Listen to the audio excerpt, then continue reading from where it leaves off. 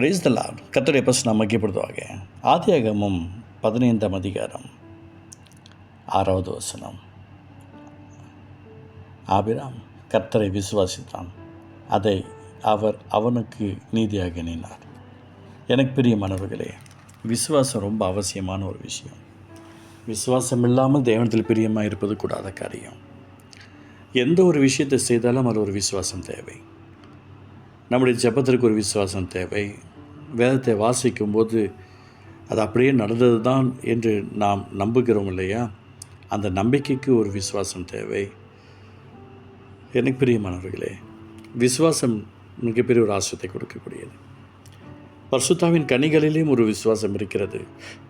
பரிசுத்தாவின் வரங்களிலும் ஒரு விசுவாசம் இருக்கிறது. இந்த பூமியில் நாம் போராடி கொண்டிருக்கிற எல்லா போராட்டங்களுக்கும் ஒரு வெற்றி இருக்கிறது என்பதை நாம் முதலாவது விசுவாசிக்க வேண்டும். அந்த விசுவாசத்தை எப்படி பயன்படுத்தணும் பார்க்கும்போது, மோசே பார்வோனிடத்தில் போய் நின்று செய்த ஒவ்வொரு அற்புதமும் சாதாரணதல்ல, அழகான ஒரு விசுவாசம். எலியா தீர்க்கதரிசி அந்த ஜனங்களெல்லாம் ஏன் இப்படி குந்தி குந்தி நடப்பீங்க, ஒழுங்கு அந்த பக்கம் வாங்க அப்படின்னு சொல்லி தகர்க்கப்பட்ட கர்த்தருடைய பலிபடுத்த செப்பனிட்டு அந்த இடத்துல ஒரு அற்புதத்தை செய்கிறார். ஒவ்வொரு விசுவாசம் வித்தியாசமாக இருக்கிறது.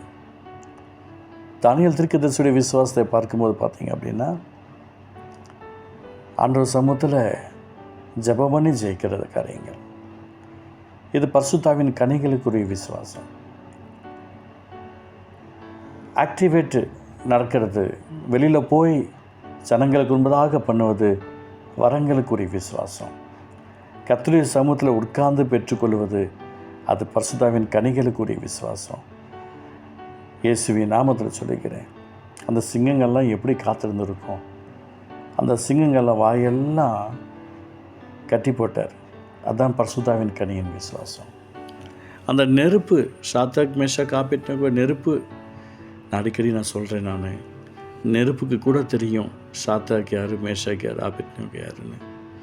அங்கே இருக்க ஜனங்களுக்கு தான் தெரியல. நெருப்பு ஒன்றுமே பண்ணலை. நெருப்பு நினச்சா என்ன வேணால் பண்ணும், ஒன்றுமே பண்ணலை.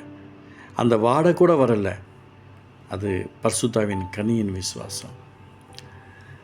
இந்த பரிசுத்தாவின் கனி யாருக்குள்ளெல்லாம் அந்த விசுவாசம் இருக்கிறதோ, எவ்வளோ பெரிய போராட்டங்கள், சோர்வுகள், போராட்டங்கள், வேதனைகள் வந்தாலும் அவைகளை ஒன்றும் செய்யாது. அதை தான் இந்த நாளில் பார்க்கிறோம். ஆபிராம் கர்த்தரை விசுவாசித்தார், அதை ஆபிராமுக்கு கர்த்தர் நீதியாக எண்ணினார் என்று சொல்லி பார்க்கிறோம். இந்த 1 கொரிந்தியர் புத்தகம் 12ஆம் அதிகாரத்தில் அழகாக சொல்லுகிறது 9வது வசனம். வேறொருவனுக்கு அந்த ஆவியினாலே விசுவாசம் என்று சொல்லப்படுகிறது. அந்த விசுவாச வரத்தை நாம் ஒருபோதும் மறந்துடக்கூடாது. நம்முடைய வாழ்க்கையில் மிகப்பெரிய ஒரு அற்புதத்தையும் அசுத்தையும் செய்யக்கூடியது அந்த விசுவாச வரம் நமக்குள்ளே கிரியை செய்யுது அப்படின்னா, மற்றவர்களுக்கு அது நன்மை உண்டாக்குவதற்காக. பரிசுத்தாவின் கனி விசுவாசம் நமக்குள்ளே உருவாகுது அப்படின்னா, அது நமக்கு பரலோகத்துக்கு நிறைய நடத்துகிற ஒரு அற்புதம். இயேசுவின் நாமத்தில் நான் உங்களுக்கு சொல்லிக்கிறேன், வேலை செய்கிற இடத்துலையா இருக்கட்டும், நீங்கள் எங்கே போனாலும் வந்தாலும், தேவனுக்குள் உங்களுக்கும் இருக்கிற, நமக்கும் தேவனுக்கும் இருக்கிற நட்பு இருக்கு இல்லைங்களா, அதை மாறாமல் பார்த்துக்கிறோம் பாருங்கள். அதான் விசுவாசமாகிய கனி. அதே போல் அந்த கனி நிலைச்சிருக்குது அப்படின்னு சொன்னால், நீங்கள் மிகுந்த கனிகளை கொடுப்பதனால் பரலோகத்திற்கு பிதா உங்கள் மேல் பிரியமாக இருக்கிற என்ற வசனம் சொல்லிக்கிறது. அந்த கனி நமக்குள்ளே இருக்கிறது உண்மைன்னு சொன்னால், மற்ற ஜனங்களை ஆண்டவர் பக்கம் கொண்டு வருவதற்கு அந்த கனி வரமாக நமக்கு உதவி செய்கிறது.